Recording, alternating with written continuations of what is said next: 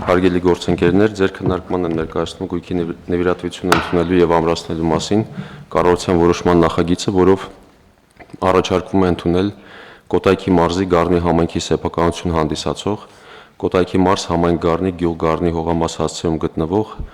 0.11 հեկտար մակերեսով հողամասի նվիրատվությունը Հայաստանի Հանրապետությանը։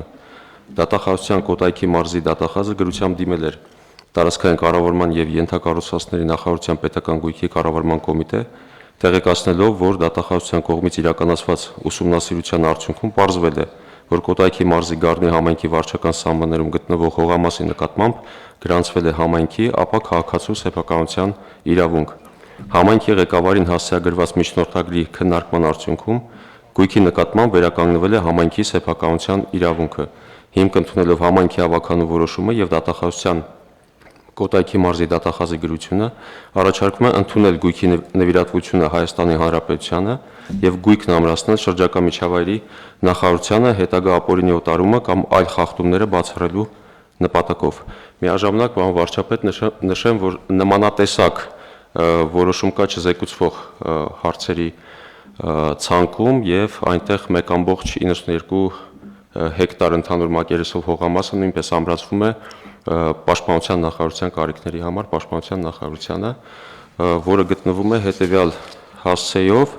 դա Արարատի մարզ, համայնք Մասիս, գյուղ Սայաթնովա, Մասիս Ռանչպար խճուղի 5 հասցեում։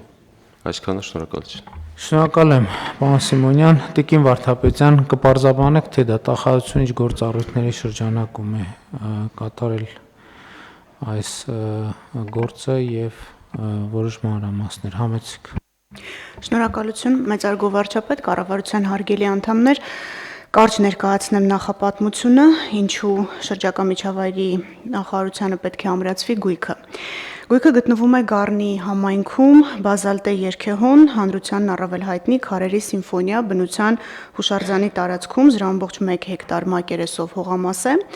Պետական համայնքային շահերի պաշտպանության լիազորության շրջանակում Կոտայքի մարզի դատախազության կողմից կատարվել է ուսումնասիրություն եւ ներկայացվել է միջնորդագիր եւ արդյունքում Գառնի համայնքի սեփականության իրավունքն է վերականգնվել իմ կողմից նշված տարածքի նկատմամբ, որը բնության հուշարձանի տարածքում է գտնվում եւ ըստ էության հանդիսանում է բնության հատուկ պահպանվող տարածք։ Հենց այս հանգամանքը հիմք ընդունելով, ինչպես նաեւ հողային օրենսգրքի 60 հոդվածում առկա կարգավորումը մենք առաջարկել ենք եւ այսօր կառավարության նիստով ըստ էության կհաստատվի,